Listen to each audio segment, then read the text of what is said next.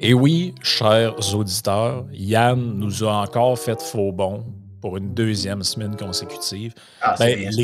les élections approchent, hein, donc ça nécessite plus de préparation pour les partis politiques. Fait que ces services étaient requis davantage au niveau de l'Association de comté de Québec solidaire ou IEV. Mhm. Donc, c'est ça. Il est requis. Puis là, ben, écoute, dans la vie, tu choisis si les activités avec tes amis nuisent à tes trucs d'association de comté, ben, tu laisses tomber tes amis. Fait que c'est ça qui est arrivé. Puis nous autres, ben, pendant Ah, ce puis, temps-là, puis, puis tes principes aussi, hein? oh, c'est ça, tes principes. Là. Fait que nous autres, ben, pendant ce temps-là, on continue de fomenter notre plan de takeover sur la chefferie du Parti libéral. Puis Mhm. accessoirement, on anime le podcast pendant qu'Yann n'est pas là. C'est exactement ça qu'il faudrait faire.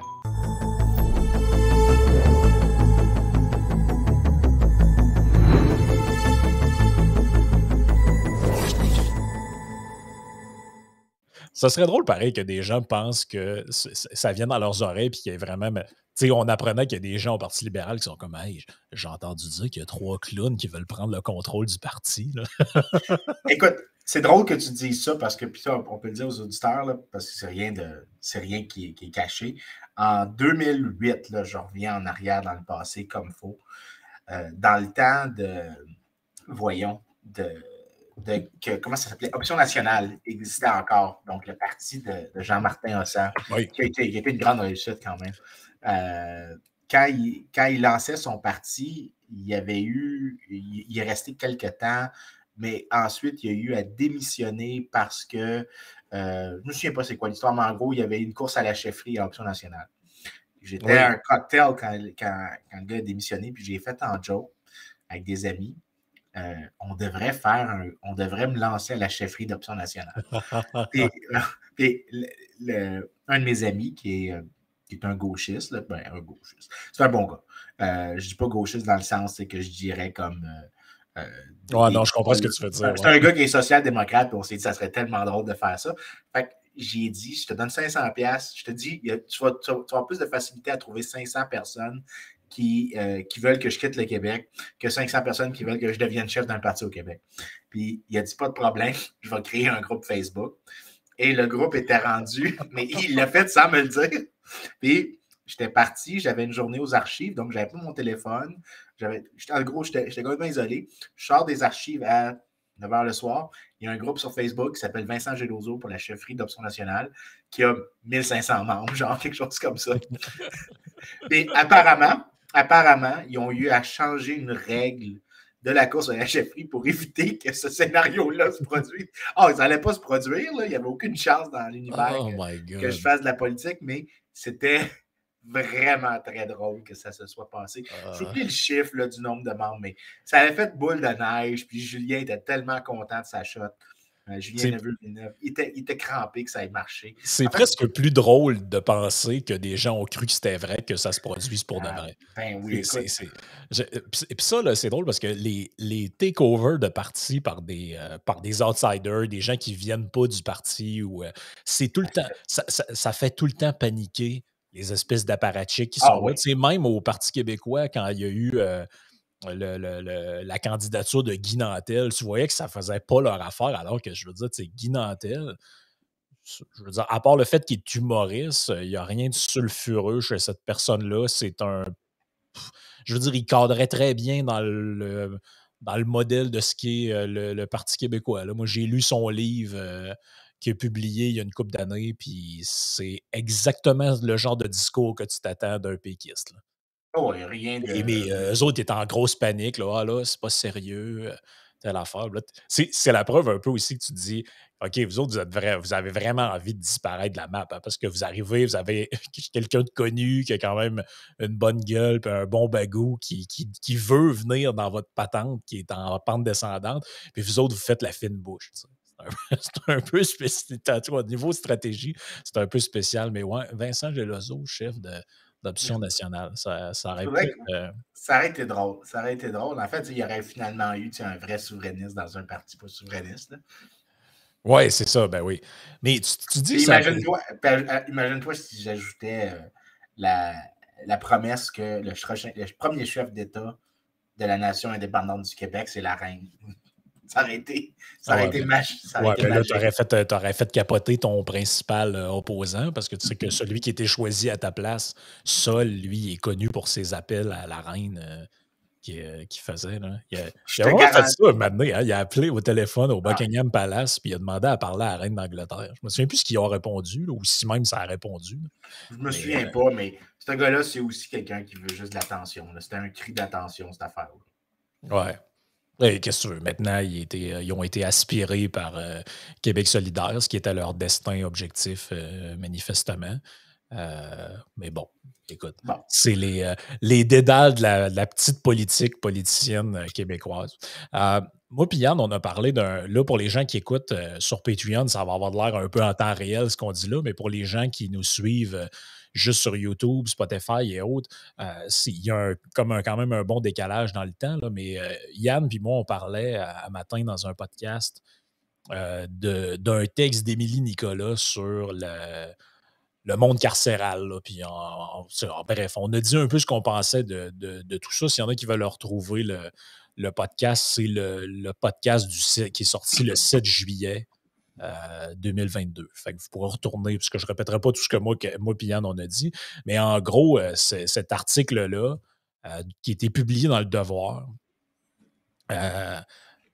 manquait, en tout cas, à mon avis, de rigueur, mais solidement, là, dans le sens que c'est c'est des raccourcis intellectuels, un en arrière de l'autre, une mécompréhension des maths de base, même, tant qu'à moi. C'est assez incroyable. Puis là, ben, tu sais, je t'avais déjà fait un clin d'œil dans le podcast en disant, tu sais, moi, je la connais pas, cette fille-là, mais Vincent a déjà fait référence à elle souvent. Ouais. Puis là, tu voulais y revenir parce que dans le fond, mais as-tu déjà eu un débat avec elle ou je sais pas trop? Je pense que oui. En fait, non. En fait, ce qui s'est passé, c'est qu'on était supposés être co-auteurs ensemble sur quelque chose. Puis elle était tellement. En gros, c'est l'article que je parle souvent, que j'ai fait sur le français au Québec. Ah, ouais. Puis on était supposés co-écrire ensemble. Ça a été l'enfer d'essayer de la faire travailler. Puis toutes les fois qu'elle produisait des commentaires sur le draft, c'était tellement idéologique que j'étais comme, ben oui, mais je veux dire, j'écrirais pas un truc genre libertarien dans un article scientifique. Là. Je m'excuse, mais OK, oui, je suis libertarien. Oui, tu peux être social-démocrate puis t'amuser avec ça, là, mais ça n'a pas d'affaire dans un article scientifique. Ça a zéro place. Ça a été vraiment pénible. Mon co-auteur puis moi, à la fin, on lui a juste demandé, ça te dérange-tu si on continue sans toi? Elle a été polie, là. Elle a dit qu'elle n'avait pas de problème. On a continué sans elle parce qu'elle retardait tout le processus, elle rendait ça plus pénible que ça avait besoin d'être. Ouais. Mais aussi, c'est une militante. Là. Il n'y a aucun doute. Elle est en croisade pour. Je comprends pas trop quoi. Ben là, dans son dernier texte, c'était la bourgeoisie. En gros, je ne sais pas exactement à quelle époque qu'on est, là, mais là, bref, c'est la croisade contre la bourgeoisie. De ce que j'ai compris, un ingénieur, c'est un bourgeois, un juge, c'est un bourgeois. J'imagine que nous autres, on en est, là. Je sais pas. Là. Je comprends pas trop exactement. Tu sais, à l'époque de Karl Marx, je comprends très bien c'est quoi un bourgeois. Il définit, c'est celui qui est propriétaire des moyens de production. Le patron de l'usine, le patron de la mine. Tu comprends, c'est des bourgeois. Puis ceux qui travaillent dedans, ben, c'est les prolétaires. Mais en 2022, un bourgeois, je sais pas c'est quoi. Oui. Ben en fait, ce qu'elle avait dit là, pour les auditeurs, ça vaut la peine de résumer un petit shot de plus, c'est c'est la décision là, du juge Poliquin qui a donné une suspension de sentence à un gars dont j'oublie le nom de famille. Samuel Hull, je pense, quelque chose de même. Oui, j'avais Hood ou Hull dans ma tête, mais en gros, sur ça, elle dit, ben, en gros, le système carcéral a toujours été conçu pour bénéficier, en fait, nuire aux gens des minorités et a aussi pour but de protéger les gens riches des choses qui les déplaient. C'est ça, en gros, c'est vraiment ça le résumé de son argument. Puis le problème que j'ai avec ça, c'est qu'il y a deux parties. Il y en a une qui est vraiment un commentaire que j'ai à faire comme économiste. Puis le deuxième que je vais faire en premier, c'est le fait que je ne sais jamais sur c'est quoi qu'elle critique exactement, cette personne-là. Puis ça s'applique à beaucoup de gens de gauche. Parce que c'est vrai qu'il y a des injustices dans le système carcéral. C'est vrai qu'il y a des injustices dans le sens souvent que les policiers ont souvent l'air de Puis on a des études aux États-Unis comme quoi que les policiers font effectivement du stéréotype racial, font effectivement parfois plus souvent usage d'abus contre certains groupes. Mais il y a beaucoup de qualificatifs à faire avec ça, mais on peut se soucier du fait qu'en effet, plus souvent qu'autrement, tu as une plus grande proportion de gens qui sont, par exemple, de Premières Nations dans le système carcéral canadien. Une fois que tu as dit ça, puis que tu dis que c'est pas correct qu'un groupe qui est déjà à la marge porte le plus gros fardeau du système carcéral, c'est pas normal. Ben, OK, je suis d'accord avec ça, puis j'aimerais ça avoir moins de gens en prison. Mais moins de gens en prison, pour quelle raison? Est-ce que c'est juste qu'on dit qu'il n'y a plus de prison parce qu'il n'y a plus de crimes, ou il n'y a plus de prison parce qu'on ne veut plus les envoyer en prison parce qu'ils ont fait des crimes? C'est pas exactement la même chose. C'est pour ça que souvent, comme libertarien, je vais dire, ben, peut-être que tous les crimes qui sont sans victime, comme vendre des cigarettes de contrebande, ou vendre des drogues douces, ou vendre des drogues dures, ou faire des échanges de services de travail sexuel. Ça ne devrait pas être criminalisé. Donc, tu aurais probablement là une réduction de lois qui ont un effet disproportionné sur des minorités. Mais j'en fais pas une critique du capitalisme ou de la bourgeoisie ou de quoi que ce soit, parce que c'est des concepts vacueux qui veulent dire probablement rien. Mais l'autre chose, c'est que c'est vraiment ridicule quand elle dit, ben, il y a dans la population, les gens des nations autochtones font à peine, j'oublie la proportion qu'elle mentionne, mais je pense que c'est 2,5, alors qu'ils sont 3 fois plus que leur proportion dans la population à être dans le système carcéral. Donc, si c'est 2,5, ça serait comme 7,5 ou 8 dans le système carcéral. Mais juste pour le fun, là, tu vas voir, puis on va prendre le crime que, clairement, il n'y a aucun doute qu'il n'y a personne qui dirait que c'est un crime sans victime, l'homicide, right? OK? C'est assez clair. Ouais. Il y a une victime, parce que c'est un meurtre. Si tu prends le taux d'homicide par 100 000 personnes sur toute la population au Canada, tous les genres confondus, le taux d'homicide, c'est 1,93 par 100 000 personnes. 1,96 en 2020 par 100 000 personnes. Donc, je le partage, je fais juste partager à l'écran là, pour que les gens voient la référence. C'était cet article-là. Bon, là, vu que je l'ai déjà lu, il me dit que je l'ai déjà lu. Là, mais vous pouvez le retrouver facilement sur le site du Devoir. Là, ça s'appelle Du féminisme carcéral. Oui, ben en fait, c'est à peu près la même qualité que ce qu'on pourrait lire dans. Dans 13-3 à gauche ou je sais pas quoi. Là. Prends l'équivalent de droite qu'eux aiment critiquer, c'est la même qualité. OK? C'est parce que moi, le parallèle que j'ai fait ce matin, puis mon point, il était bien simple. Je disais, c'est tellement une lecture simpliste. D'arriver et de dire, écoutez, je sais pas, moi, au Québec, il y a 3,5 % de la population qui est noire et sont 16 % en prison. Donc, il y a un complot contre les Noirs. Moi, je disais, c'est la même chose que de dire, écoutez, 92 % des gens qui sont en prison sont des hommes. Donc, c'est la preuve qu'on vit dans une société matriarcale qui persécute les hommes. Là, tu te dis, oui, mais quelle est la cause? Pourquoi c'est comme ça? Les causes socio-économiques, est-ce que c'est possible que la violence et la délinquance s'expriment de manière différente chez la femme que chez l'homme? Est-ce que c'est possible que ces différences-là, c'est surtout que généralement, c'est les jeunes hommes qui se retrouvent en prison. Puis une raison très simple, c'est que les hommes ont une capacité à utiliser la violence. Donc, c'est plus facile pour eux de commettre des crimes. Tu vois, ça, c'est un autre point. Je pourrais aller chercher selon le groupe d'âge puis dire, mais vous voyez bien que notre société, elle persécute les jeunes, puis est très clément. Tu peux faire dire n'importe quoi si c'est assez là avec des concepts vacueux, oui. En fait, c'est ça qui m'énerve un peu dans la discussion publique. Puis ça s'applique. Je sais que vous avez ri de moi ce matin un peu sur le fait que ma générosité est rarement partagée en privé. Mais la réalité, c'est que dans les débats, il faut être généreux. En privé, tu peux te ventiler avec des amis. Oui, mais ici, non, mais j'ai trouvé ça drôle. J'ai ri tout le long quand vous disiez ça. Mais ici, je vais essayer d'être le plus généreux possible. Parce que quand tu regardes tout genre confondu, le taux d'homicide, c'est 1,96 pour toute la population. Mais par contre, quand tu regardes, puis là, tu regardes par... Ça, c'est au Canada. Ça, c'est au Canada, 2020. Okay? Donc, 1,96 homicides par 100 000 personnes. Si tu divises entre Indigenous et non-Indigenous, donc entre Premières Nations, Métis et Inuit, parce que au Canada, le niveau, c'est que toutes les Premières Nations, ça réfère à tout le monde, sauf les Métis et les peuples autochtones du Grand Nord. Et après ça, tu divises en non-indigenous. Ben, tu divises les taux. Le taux d'homicide pour toutes les gens qui ne sont pas des Premières Nations, métis ou Inuit, ben, Esquimaux, c'est le terme qu'on utilisait avant, c'est 1,42, donc moins que le niveau national. Mais chez les Premières Nations, métis et autres, c'est 10,05 par 100 000. C'est 10 fois plus gros que dans l'autre population. C'est gigantesque comme différentiel. Puis généralement, ça, on a aussi des données qui sont assez claires. Les crimes, très souvent, donc les homicides, disproportionnellement, c'est rare qu'ils sont intergroupes. Ils sont plus souvent qu'autrement intragroupe. Donc, c'est-à-dire que si tu regardes le taux d'homicide aux États-Unis, white on white, black on black, Asian on Asian, mais c'est la même chose au Canada. Il y a quand même une proportion non négligeable qui traverse des lignes raciales, mais généralement, c'est intragroupe. Donc, la majorité, c'est intragroupe.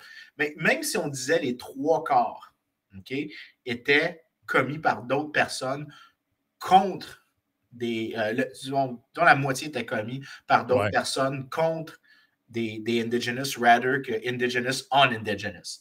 Ben, tu serais quand même capable d'expliquer le ratio 3/1 qu'elle explique. C'est tout simplement que chez les Autochtones, il y a un plus grand taux d'homicide qui est commis. Ben, une fois que ça c'est dit, tu n'as pas besoin d'invoquer les bourgeois ou quoi que ce soit. Tout simplement, ce que tu peux regarder, ben, c'est quoi les déterminants socio-économiques du crime? Ben, généralement, ce qu'on voit, c'est que le niveau de revenu est un bon prédicteur. Le niveau d'isolation sociale est aussi un bon prédicteur. L'isolation géographique, ça peut contribuer aussi là, quand tu vis dans une communauté lointaine où il y a de la pauvreté, il n'y a pas de service. Exactement. Il y a plein de choses qui peuvent compter. Puis remarque que ça peut, ce que je viens de dire, tu n'as pas besoin d'être de gauche ou de droite pour dire ça. Tu pourrais dire qu'il faut faire plus d'investissement dans les réserves, tout comme tu pourrais dire que les réserves, qu'il faut les abolir pour qu'ils deviennent plus riches, pour qu'on puisse leur donner, ou même que tu prends la position qui est la plus libertarienne, c'est que tu leur donnes, tu leur dis tout ce que vous avez présentement, c'est votre propriété, point barre, puis vous gardez vos conseils de réserve, mais dans les réserves, vous êtes une autonomie différente, mais vous ne pouvez pas violer les droits des gens. Et après ça, vous les laissez organiser leurs droits de propriété à l'intérieur, comme si c'était des provinces. Ça serait beaucoup mieux que si je serais assez à l'aise avec ça.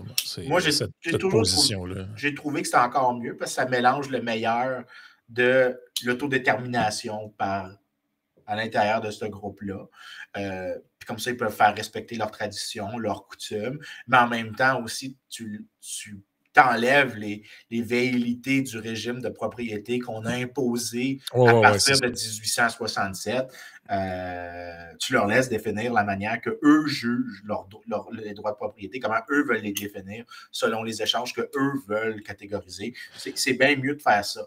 Mais tu peux dire n'importe quoi comme position politique à partir du fait que tu dis que la raison qu'ils sont disproportionnellement représentés, c'est parce qu'ils sont disproportionnellement ceux qui commettent des crimes.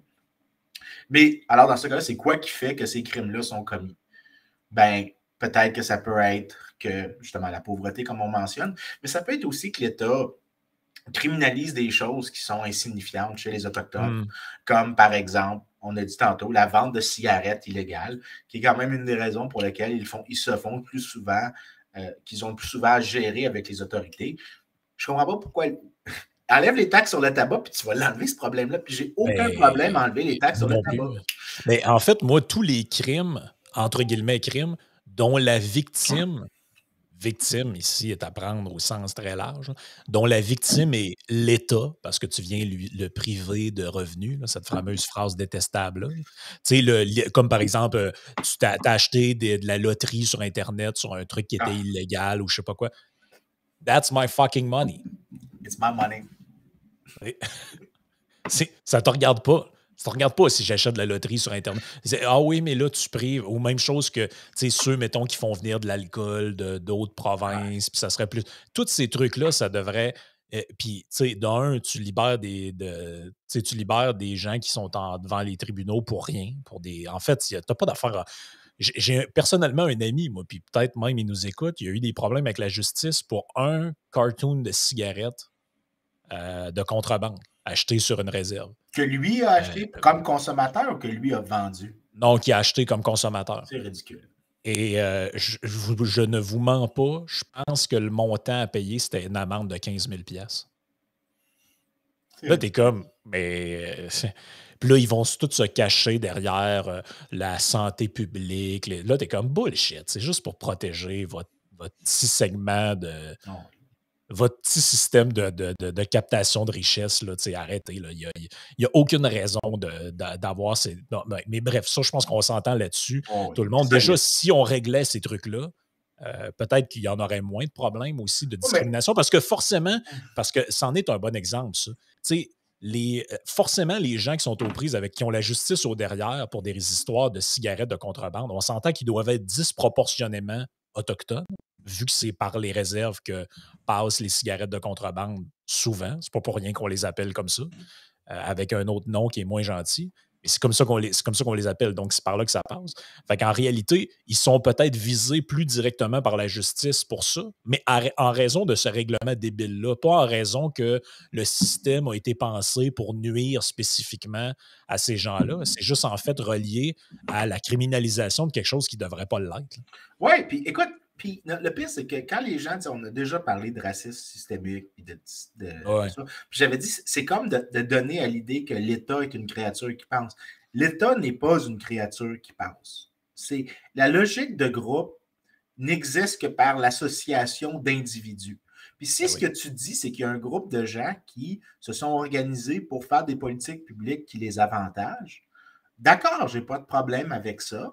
Puis ça peut être possible que peut-être que c'est un paquet de puritains qui ont décidé qu'ils n'aimaient pas comment est-ce que les gens consomment de l'alcool ou comment est-ce qu'ils consomment de la cigarette ou comment est-ce qu'ils prennent des drogues, puis que c'est leur vertu morale qui doit être imposée à d'autres, puis qui ont fait alliance. Puis ça, il y a un texte connu en économie, ça s'appelle Bootleggers and Baptists. C'est que souvent, tu as des gens qui ont des principes moraux qui veulent avancer et imposer par la loi, mais derrière, tu as des gens qui ont des intérêts pécuniers, qui sont tout à fait gagnants de développer, de financer ce mouvement-là ou de l'appuyer tacitement ou directement. Donc, l'exemple du Bootlegger and Baptist, c'est un cas connu aux États-Unis où des femmes baptistes voulaient interdire la vente d'alcool le dimanche et ceux qui étaient le plus grand défendeur qui finançaient la campagne sans le dire, c'était des bootleggers, les gens qui vendaient de l'alcool illégal parce qu'ils savaient que si les bars fermaient le dimanche, ben, ils allaient pouvoir en vendre davantage.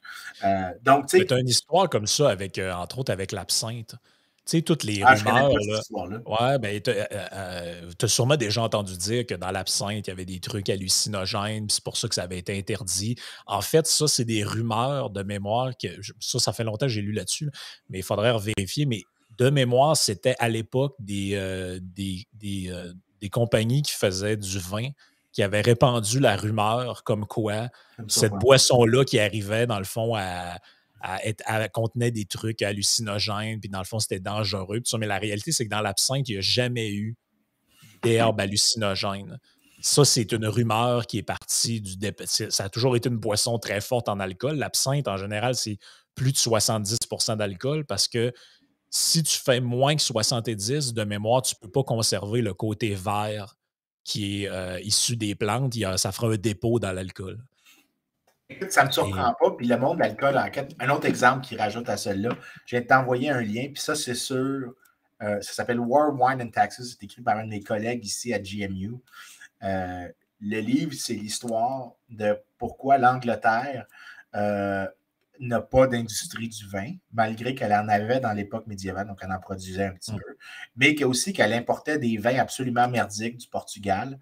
Ben, ce qui se passait, c'était que l'adversaire classique de la Grande-Bretagne étant les Français étant le vin, les tarifs étaient placés contre le vin français et il y avait la justification de on n'importe pas de l'ennemi étant les Français, le régime napoléonien, mais un des groupes qui est très favorable, il y a deux groupes qui sont très favorables aux tarifs sur le vin français, ce sont les brasseurs de bière, parce que ça augmente leur marché, d'une part.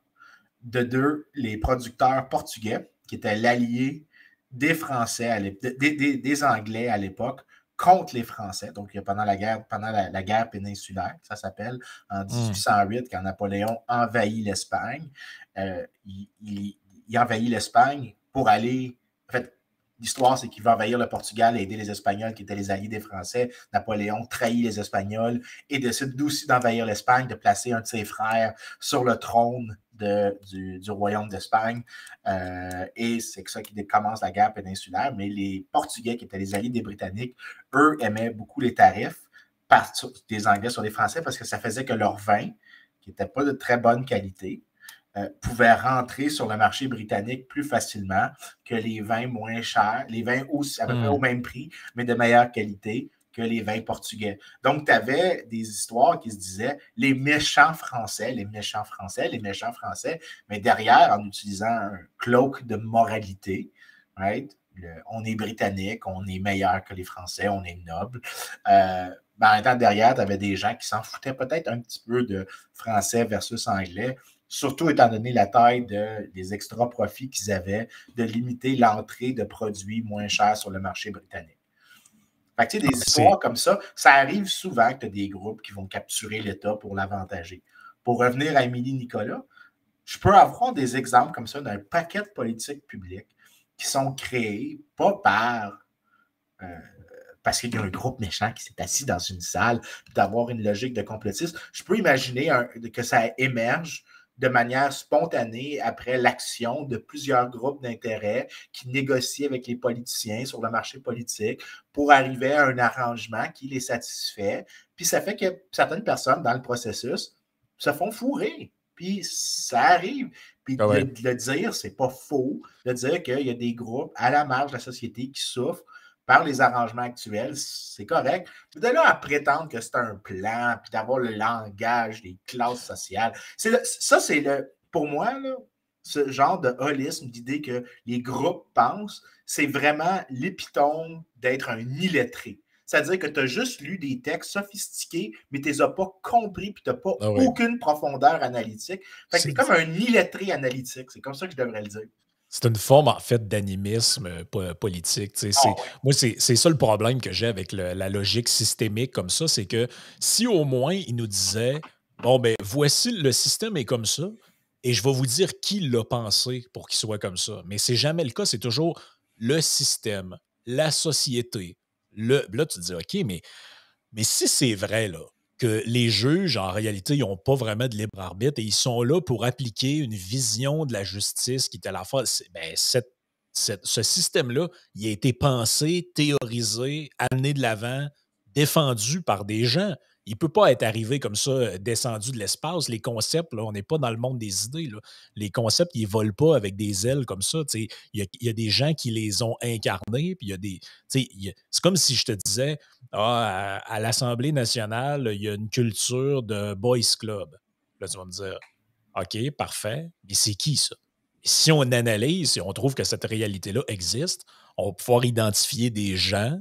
OK, ces gens-là ont des comportements déplacés envers les femmes. On en a identifié 10 sur 125 ou 20 sur 125. Eux font ça et c'est de eux dont tu parles. Même chose avec l'histoire du racisme systémique. Là, à chaque fois que tu parles de ça aux gens, ils finissent, quand ils défendent ça, ils disent ah, mais là, on parle. Non, mais je sais que la plupart des gens ne le sont pas, puis que c'est comme des exceptions, mais c'est le système. Là, tu es là, oui, mais c'est quoi ça? Le système n'existe que parce qu'il y a des gens qui l'incarnent, le représentent, sont là. Ça n'existe pas en soi comme tel.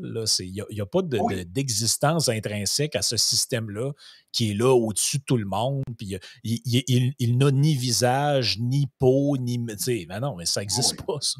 Ben écoute, je ne sais pas si tu connais ça, mais ça s'appelle Mott and Bailey. C'est une stratégie argumentative où il y a deux positions. En fait, pour qu'une position soit défendable, elle doit toujours avoir un once de vérité. Right? Ça n'aurait pas levé l'idée de racisme systémique s'il n'y avait pas un fond de vérité sur lequel elle pouvait s'appuyer. L'idée, effectivement, qu'il y a l'air d'avoir des groupes qui ont systématiquement, et là, quand je dis systématiquement, je veux dire de manière statistique, c'est-à-dire que quand tu regardes la distribution, elle est systématiquement différente de celle de l'autre. Donc, tu ne peux pas l'allouer à des facteurs, tu ne peux pas allouer l'explication à des facteurs aléatoires. C'est vraiment quelque chose qui est persistant. Je pense que l'idée pour laquelle comment je peux dire ça? La raison pour laquelle on accorde peut-être de l'importance ou un fond de véracité à ça, c'est que ça a déjà existé. Dans le sens que du racisme. Où ça Où ça persiste. persiste. Mais tu sais, mettons, tout le monde convient que le racisme systémique a existé dans le Troisième Reich. Oui, oui. Mais là d'ailleurs, il y a des grosses différences dans ce que tu viens de dire. Là, ce que tu viens de dire, c'est qu'il y a des gens qui ont écrit des lois qu'on peut identifier, qu'il y a des gens qui ont poussé pour ces lois-là qu'on peut identifier. Mais la différence, c'est que eux, ce qu'ils parlent, quand ils parlent à l'intérieur de sociétés libérales, c'est qu'ils ont l'air de dire qu'il y a un système inconscient. Puis c'est là que ça devient difficile à défendre. Puis que lui, en fait, que le système, il a généré ce résultat-là de manière consciente. Ouais, mais sans qu'il y ait de traces de loi, sans qu'il y ait tu sais, parce que. Puis à la limite, moi, je suis prêt à reconnaître que, mettons, à l'échelle canadienne, la loi sur les Indiens, moi, à mon avis, c'est une forme de racisme systémique. Ouais, au sens où c'est écrit dans une loi que des individus, sur la base de leur sang, ont un statut légal différent des autres. Ça, je suis prêt à le reconnaître, c'est écrit. Même chose avec les lois sur l'immigration. Ou la loi 101. Exactement. Non, mais là, la phase, c'est qu'on touche quelque chose. Tu as une loi, tu as des dispositifs, tu as des amendements, tu as une trace législative. Mais là, si tu commences à me dire, ah ouais, mais non, il n'y a pas de loi, il n'y a pas de règlement, c'est juste une culture. Là, attends, on commence à être dans l'intangible. Oh oui, mais le pire, c'est que notre explication à nous est super facile à avancer, premièrement, parce que ça ne nécessite pas un plan. Tu peux dire qu'une intervention X désirée par un groupe A, donc disons des gens qui sont conservateurs sociaux, votent pour des politiques publiques qui sont plus fortes sur le enforcement de la guerre, la mise en place de la guerre contre la drogue. Okay? Leur intention, ce n'est pas de nuire à un groupe en particulier, mais par corrélation socio-économique, il y a un groupe particulier qui est à la marge de la société qui s'implique davantage dans ce commerce-là que l'État vient de rendre illicite et illégal. Dans un tel cas, ce n'est pas l'intention de certaines personnes de nuire à ce groupe, au groupe qui est affecté par la guerre contre la drogue, mais le résultat est là. Le racisme systémique va se fonder sur l'idée que les différences de résultats, de outcomes entre les groupes, c'est le résultat d'un plan conscient par une culture dominante ou par des gens qui ont de l'influence dans la société, alors que notre explication à nous peut permettre ça, mais dans un tel cas, on peut l'identifier quand il y a force de loi, quand il y a des législateurs qui directement décident que groupe X n'a pas le droit de faire A pour des raisons raciales. Mais là, on peut dire clairement que là, il y a vraiment un acte délibéré de créer un environnement législatif. Mais il y a aussi, après ça, des résultats qui sont des conséquences inattendues de certaines choses. Par exemple, le salaire minimum. Le salaire minimum, quand tu regardes l'élasticité du travail, est plus forte chez les femmes et chez les gens des minorités raciales. Les gens qui veulent augmenter le salaire minimum, je te garantis qu'ils ne le font pas pour des raisons racistes. Il n'y a personne qui défend l'augmentation du salaire minimum qui se dit c'est correct parce que, en fait, à l'origine, si tu lis l'histoire du salaire minimum, il y en avait qui disaient que c'était une bonne chose, que ça allait expulser les Noirs du marché du travail. Ils disaient vraiment explicitement les Noirs et les Asiatiques. Comme les règlements sur les armes et ce genre de trucs-là.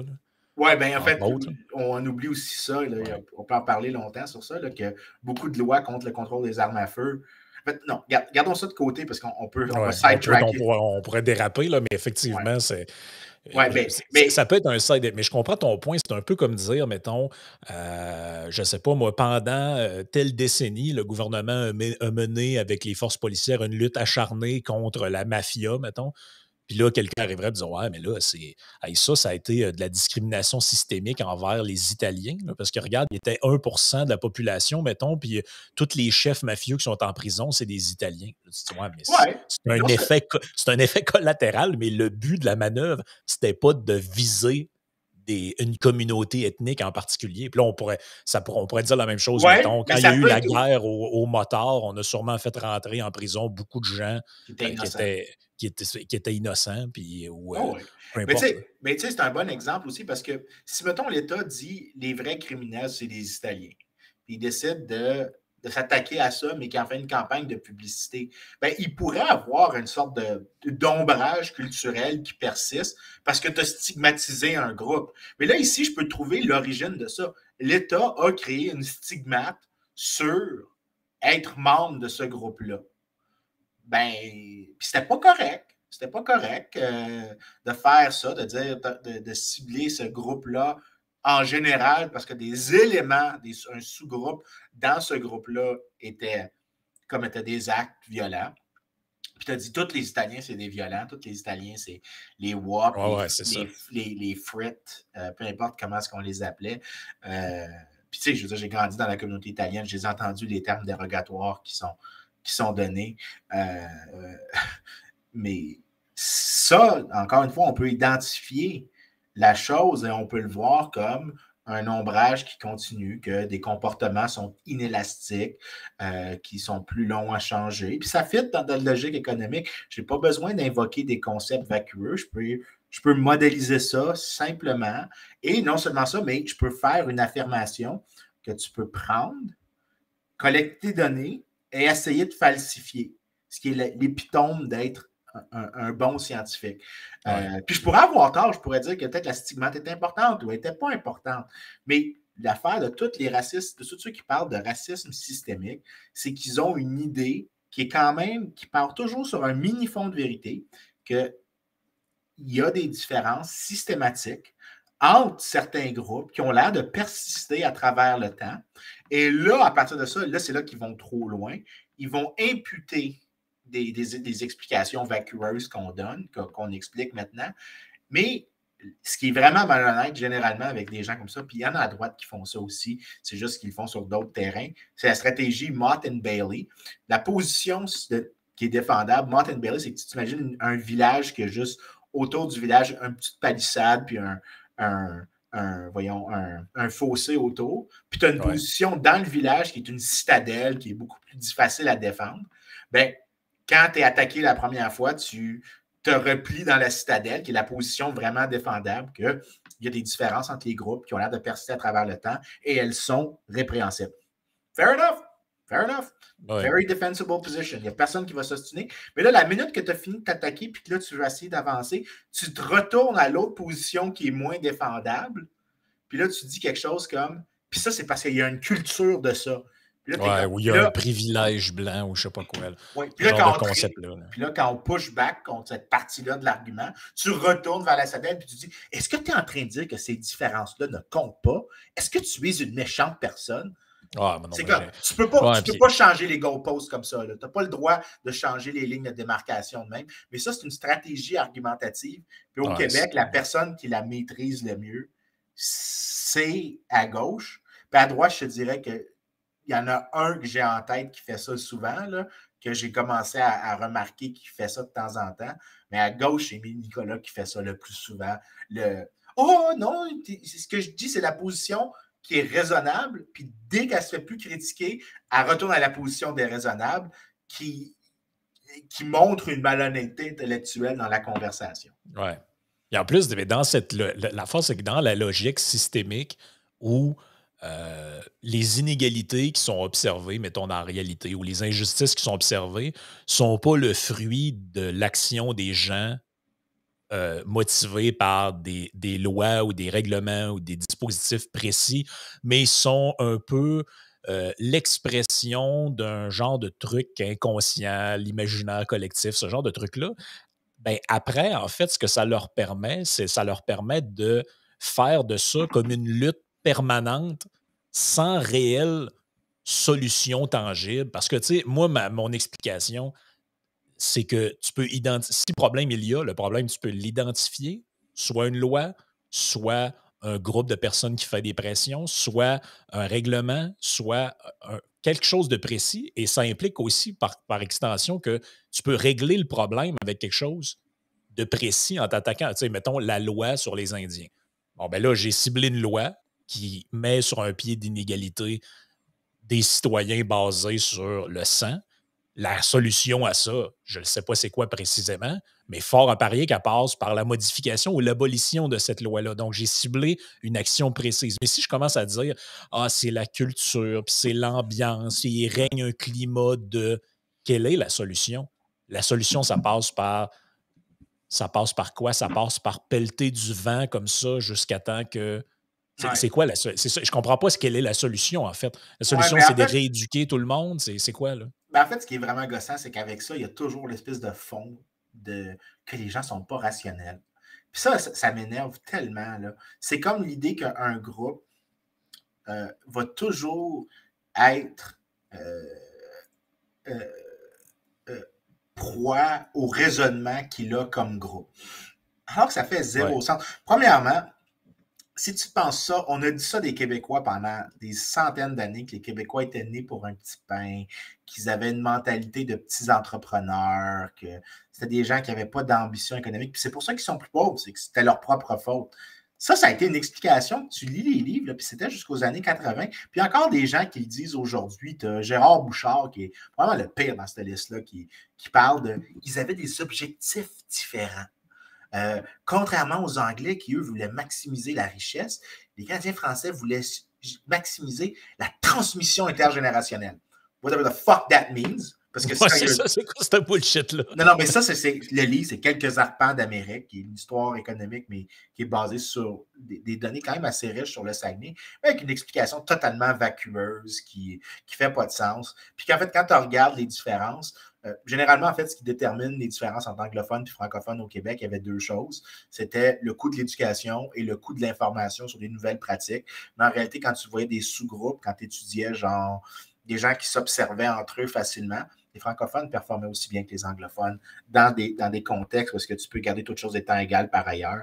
Il n'y avait pas de différence socio-économique, il y avait des différences culturelles, mais ça n'avait pas l'air de se traduire dans des différences économiques. Comme par exemple, les francophones qui vivaient dans les cantons, qui ne vivaient pas dans le régime seigneurial, étaient plus riches que les francophones qui vivaient dans le régime seigneurial et étaient aussi riches que les anglophones qui vivaient dans le régime non seigneurial. Donc là, tu vois que, en fait, c'est le rôle d'une institution. Puis généralement, le rôle des institutions, le rôle de l'État explique une grosse partie. Je ne pense pas qu'il explique tout, parce que je suis prêt à croire que si, disons, pendant, aux États-Unis, ça se voit, l'histoire, le legs psychologique qu'a l'histoire de l'esclavage et de la ségrégation, alors qu'il y a des gens qui ont vécu la ségrégation, qui sont encore en vie aujourd'hui, hein, by the way.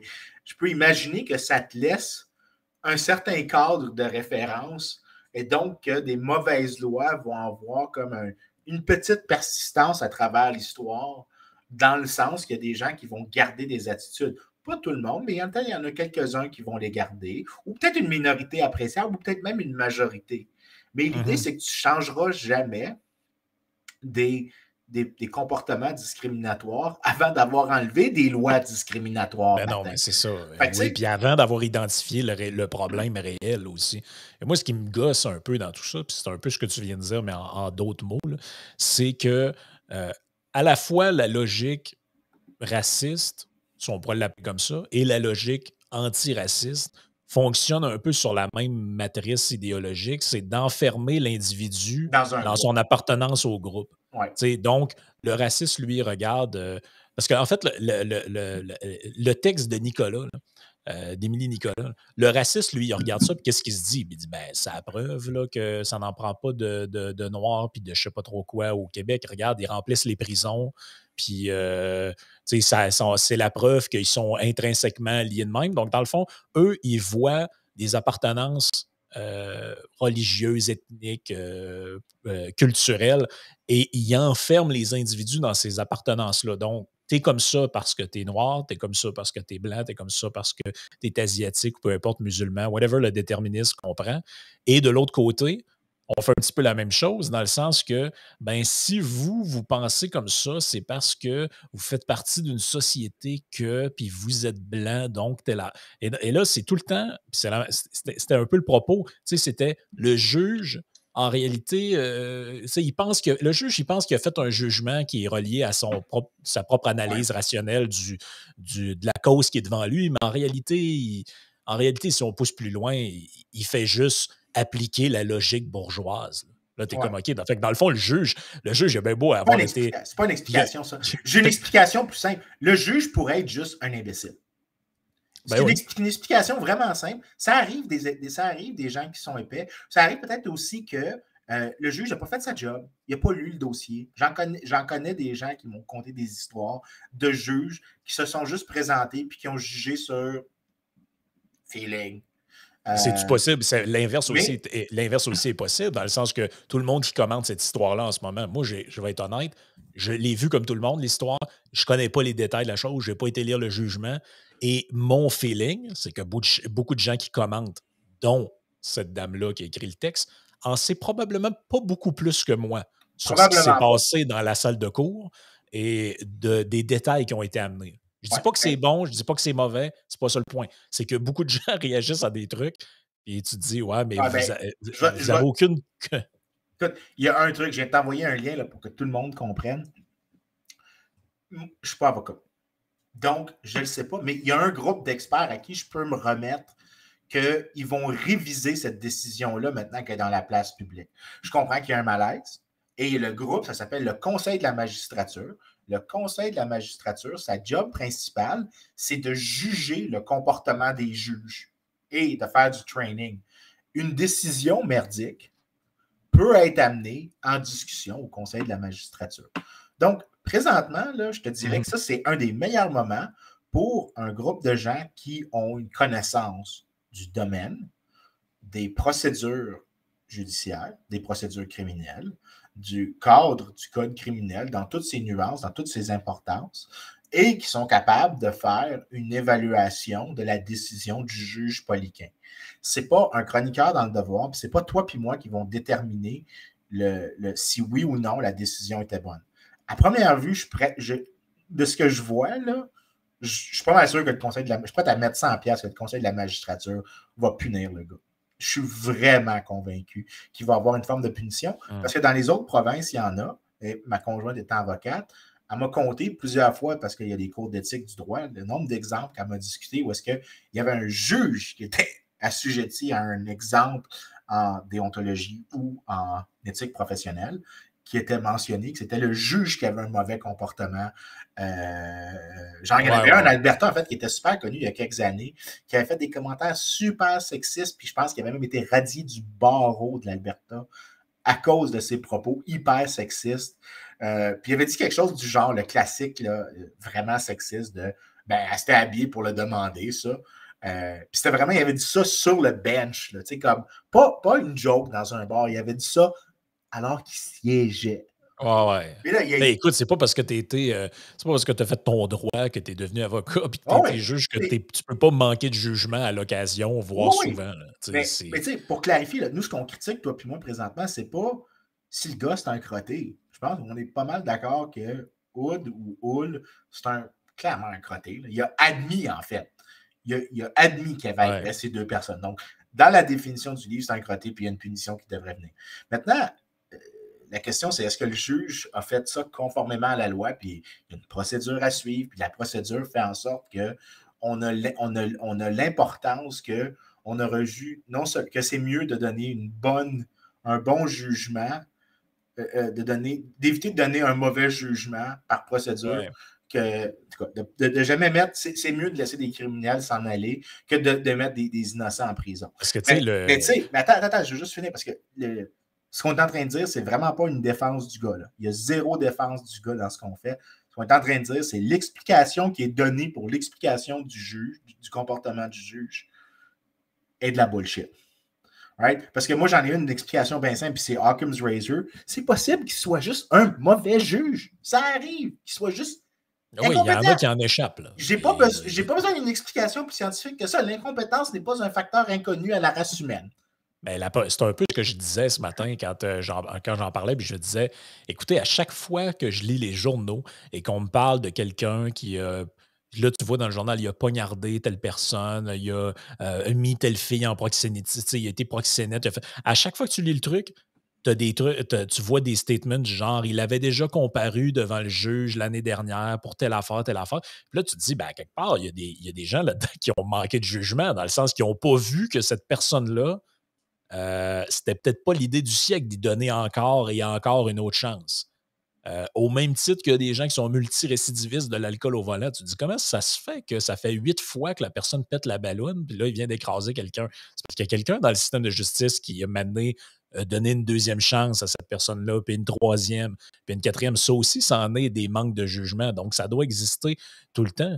Puis, honnêtement, la justice, c'est probablement un des domaines que les gens, que plusieurs personnes vont avoir, sur lequel plusieurs personnes vont avoir un jugement très sévère en connaissant très peu d'éléments. Je me souviens, il y a quelques années, dans le cadre un des procès qui avait fait beaucoup parler au Canada, c'était le procès de Yann Ghomeshi. Je savais que tu t'en allais là. Et tu avais c'était 3 filles de mémoire qui le traînaient devant la justice pour, bon, il y avait des histoires un peu BDSM au travers, là, bref. Des trucs très douteux. Et quand le procès s'est terminé, tu avais 2 gangs de personnes. Tu avais une gang qui disait bon, ben parfait, la justice a été faite, les filles ils disaient n'importe quoi, puis tout. Puis de l'autre côté, tu avais plein de gens, ils n'ont jamais lu le dossier, ils connaissent rien au procès. Et là, ils criaient au scandale, on laissait un agresseur sexuel en liberté. Puis là, tu te dis, mais avez-vous suivi l'histoire? Étiez-vous là? Avez-vous pris connaissance des témoignages? Et sais-tu, moi, je vais toujours me souvenir parce que j'ai écouté l'entrevue avec l'avocate de Ghomeshi, Mary Hanlon, qui était une personne absolument calme, très relaxe et qui était, tu vois que, il y a des gens qui sont exceptionnels dans chaque cohorte pour un esprit absolument, la capacité de livrer des explications, mais d'être imperturbable devant la critique, mais d'être capable d'incorporer de nouvelles informations. C'est des êtres humains vraiment exceptionnels qui sont capables de faire ça. Puis elle, quand elle se faisait interviewer par Peter Mansbridge, je pense, il demande est-ce que vous regrettez quelque chose que vous. En fait, il essayait de se faire dire si elle trouvait que son client était coupable. Puis elle disait dans le système de justice, il y a des principes. Il y a des principes que la procédure est aussi importante que le résultat. Et elle parle tout à fait calmement. Et elle dit ce n'est pas à moi de faire ça. Ma job, c'est de produire un rôle, une fonction essentielle de protéger, tant pour mon client, mais pour des personnes futures, contre des cas qui sont mal construits ou dans lesquels le procureur pourrait faire un travail plus sloppy ou être sujet à pression. Elle dit, mon travail, c'est de défendre les gens, que vous l'aimez ou que vous ne l'aimez pas, ça ne change rien à ma décision, à ma manière de faire mon travail. Puis tu voyais que je suis sûr qu'elle pourrait se dire qu'elle ne passerait pas, après que le gars est accusé, après que le gars était innocenté, je suis sûr qu'elle ne voudrait pas passer de temps avec lui. Mais à un moment donné, la procédure compte. Là, ce qu'on sait de la cause, c'est que les 3 femmes avaient fait collusion sur leur témoignage. Ce qui est clairement problématique sur tous les comptes de procédure. Même pour un non-initié, c'est clair qu'il y a un problème. Et c'est sur cette base-là qu'elle a réussi à jeter un doute raisonnable. Maintenant, est-ce que ça veut dire que le gars était innocent? Je suis pas mal sûr. Écoute, doute raisonnable ou raison probable de croire, c'est pas le même standard. Raison probable de croire que c'est effectivement un tabarnak de creep. Mais le standard qu'on impose pour administrer des punitions est plus élevé et malheureusement, ça veut dire que des fois, il y a des résultats déplaisants. Est-ce que j'aimerais que ça n'existe pas? Oui. Est-ce que j'aimerais qu'on ait un meilleur système? Oui. Est-ce qu'il en existe un? Ben, c'est à toi de le proposer parce que moi, je n'en vois pas présentement d'alternative qui ne mènerait pas peut-être à des injustices éventuelles qui sont tout aussi problématiques que l'injustice de ne pas punir ou sinon plus.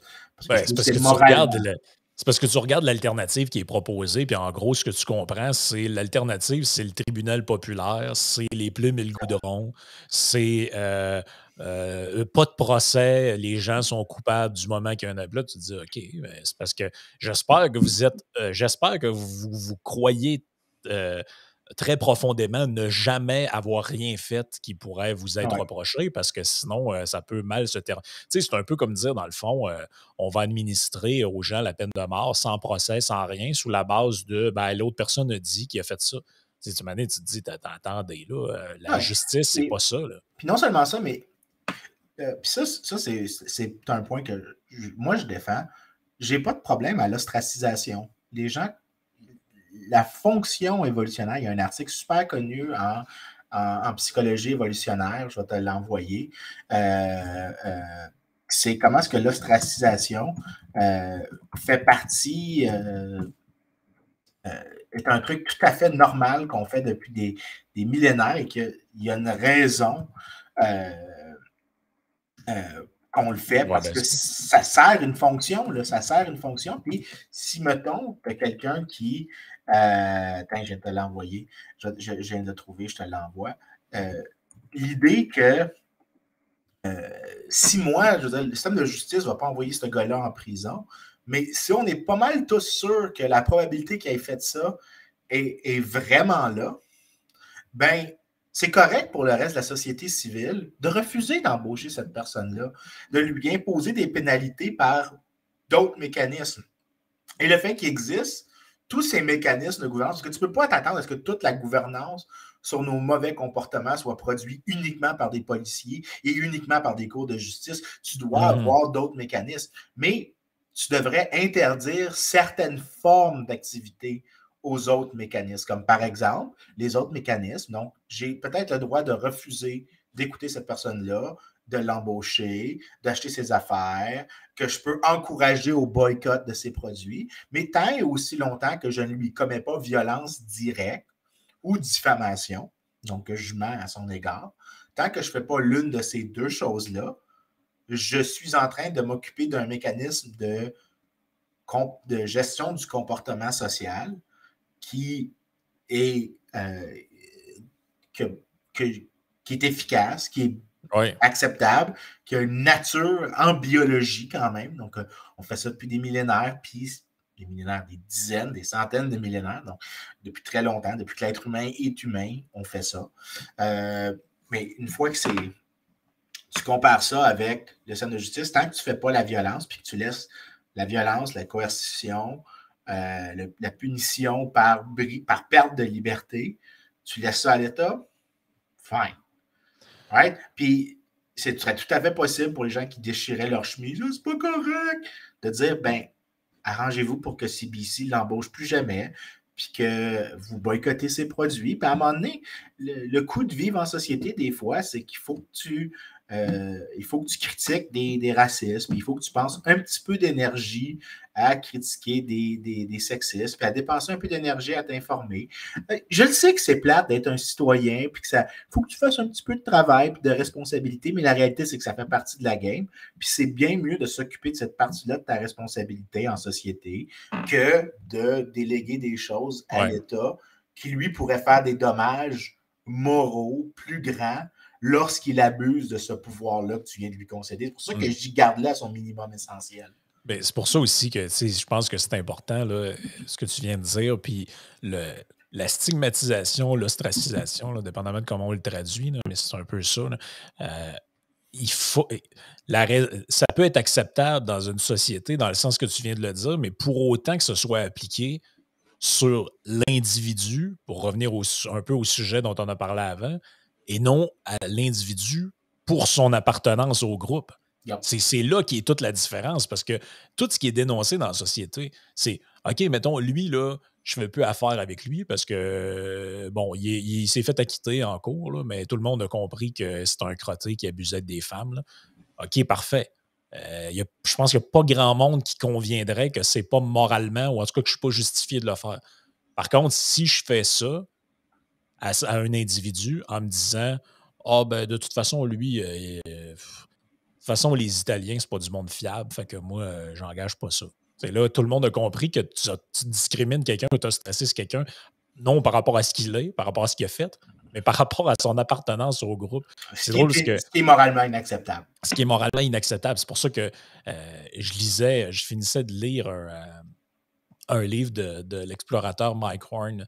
Et il parle dedans, à un moment donné, parce que lui, c'est un Sud-Africain qui était élevé à l'époque de l'apartheid. Puis il disait, nous autres, on vivait en région, puis pour nous, là-bas, ça existait plus ou moins. À l'école, j'allais avec des gens de couleur noire. Il y avait des blancs, il y avait des noirs. J'ai fait l'armée vers la fin de l'adolescence avec des gens noirs. Puis pour nous, c'était pas vraiment une réalité là-bas. Il dit, j'ai appris qu'on vivait dans ce système-là en sortant de chez nous.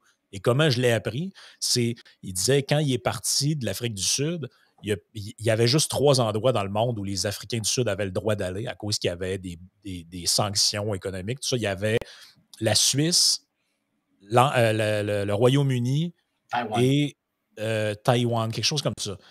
Et là, il dit, j'ai vu le premier vol d'avion était pour Zurich, fait que j'ai décidé de m'en aller en Suisse.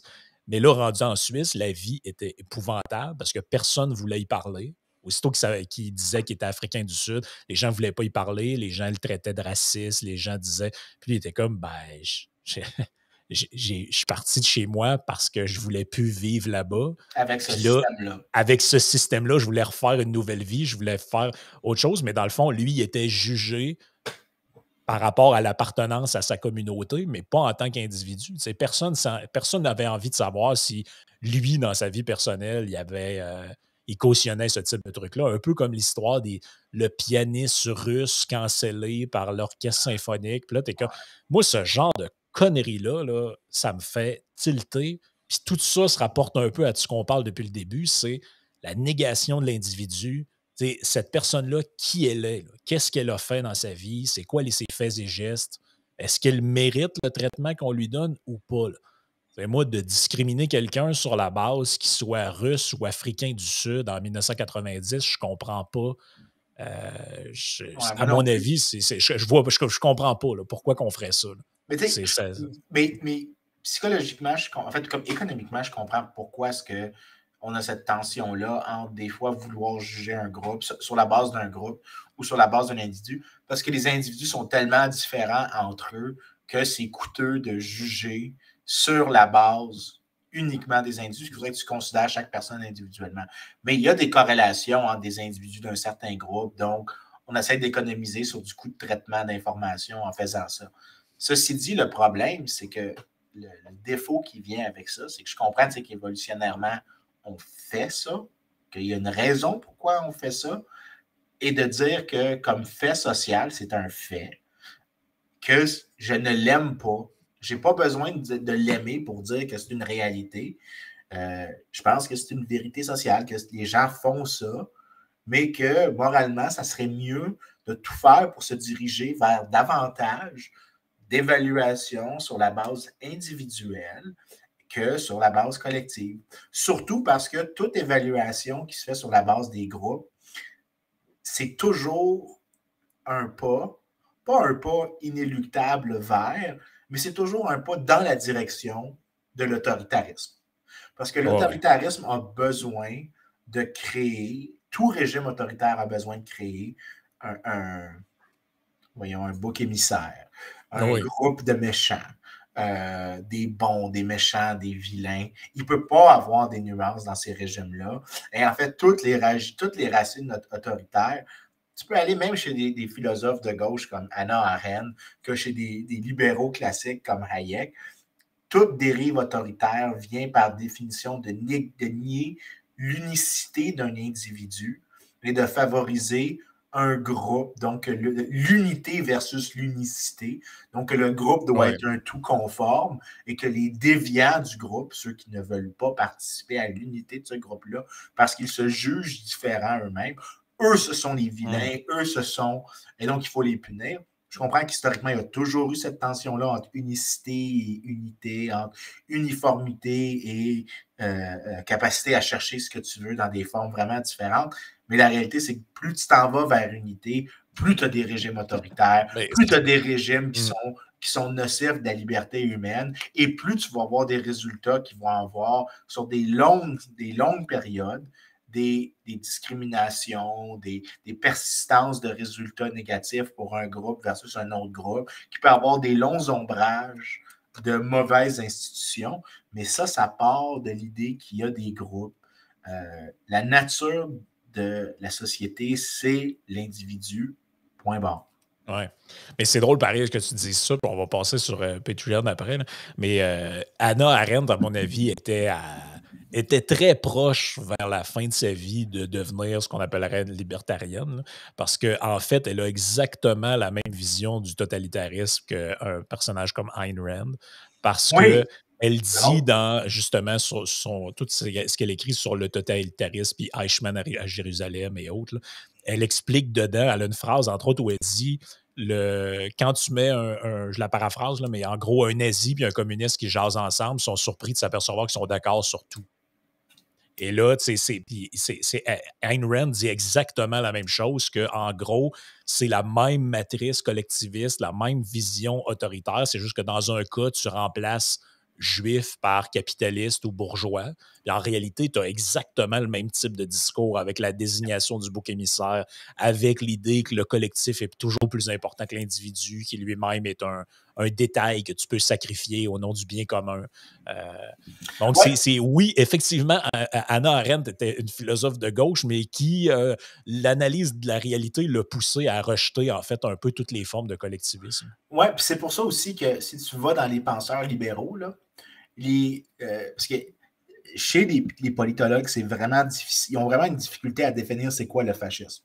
Parce que le fascisme, son seul objectif, c'est l'acquisition du pouvoir et les justifications sont instrumentales. Right? Donc, ce qui différencie tous les fascismes entre eux, c'est comment est-ce qu'ils font ça. Puis les étapes, donc comme Robert Paxton parle de plusieurs étapes différentes, puis des va-et-vient entre ces étapes-là, mais que en tout cas, il essaie de créer une nomenclature de ça. Mais pour les libéraux, quand ils regardent c'est quoi du fascisme, ça, tu leur demandes de définir ça relativement à d'autres idéologies comme le communisme, comme les théocraties.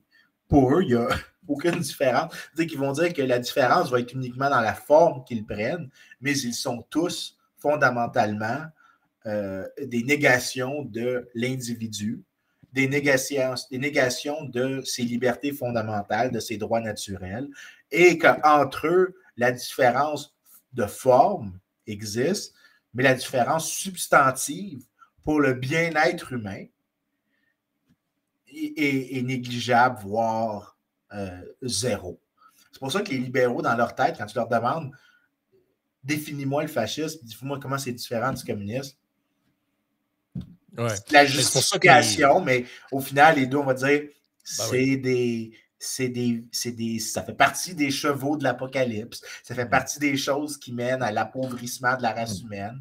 C'est pour ça que moi, je trouve que l'étiquette, pas l'étiquette, mais les clivages libéraux ou collectivistes ou libéral, autoritaire, c'est beaucoup plus pertinent que le cliché gauche-droite parce que en réalité, si tu prends, mettons, une carte gauche-droite, là, ben là, tu vas te retrouver, mettons, que sur la carte, là, ben là, très à droite, là, tu vas avoir je te dis pas que c'est la réalité, mais pour beaucoup de gens, là, libertariens, moi, je mets ça à droite, c'est presque, c'est la droite radicale. Puis là, à l'autre bout complètement, tu vas avoir des personnages genre Henry David Thoreau. Mais la réalité, c'est qu'ils sont très près l'un de l'autre, non pas parce que les extrêmes se rejoignent, mais parce que vous avez la mauvaise grille d'analyse. En réalité, c'est deux façons de penser libertaires ou libérales qui ont ça en commun, mais c'est parce que ça a été associé à deux courants antagonistes, si on veut, ou deux étiquettes antagonistes, mais comme extrême droite, extrême gauche. Je veux dire, tu prends la carte idéologique, là, puis là, tu as les communistes, et à l'autre bout du spectre, tu as les fascistes, puis tout le monde est un peu entre les deux. Là, moi, je dis non, les fascistes, les communistes, c'est de l'autre bord, puis moi, je suis complètement à l'opposé de ça. Oui, mais tu sais, quand on parle de la ligne gauche-droite, puis ça, c'est pas la première fois qu'on en parle, mais tous les groupes autoritaires, ce qu'ils veulent, c'est se ramener le plus possible de cet univers unidimensionnel, parce que tu peux juste te déplacer dans une direction. Alors que quand tu es libéral, tu reconnais que l'espace dans lequel les gens se définissent ne peut pas être unidimensionnel, ça ne peut pas être une ligne. C'est même pas visualisable de manière graphique. Parce que tu peux plus rien grapher mathématiquement après 3 dimensions. À 4 dimensions, tu vas dans ce qu'on appelle l'analyse du réel. Puis là, ça devient complètement intangible, difficile à imaginer que c'est quoi l'espace quand les gens ont 25 ou 300 ou 1000 dimensions sur lesquelles ils essayent de définir leur existence. Tu ne peux pas visualiser ça. Quand tu ne peux pas le visualiser automatiquement, puis que tu peux juste de manière abstraite le concevoir, l'espace complexe dans lequel on le définit, tu es probablement plus un libéral qu'autre chose. Plus tu te rapproches de l'idée, si tu veux simplifier le monde et avoir ce que tu veux comme préférence, c'est mieux de tout mettre les autres dans les méchants, dans une partie, les bons. Puis je comprends que c'est le fun de vouloir faire ça, mais la réalité, c'est que plus tu essaies de te rapprocher, plus tu essaies de couper le nombre de dimensions dans lesquelles on existe comme être humain, dans lesquelles on se définit comme être humain, le plus tu te rapproches d'avoir les chances élevées d'un régime autoritaire qui abuse de certaines personnes parce que tu as comprimé l'univers dans lequel on évolue à un nombre de dimensions qui est pas reflectif de ce qu'on est. Ouais.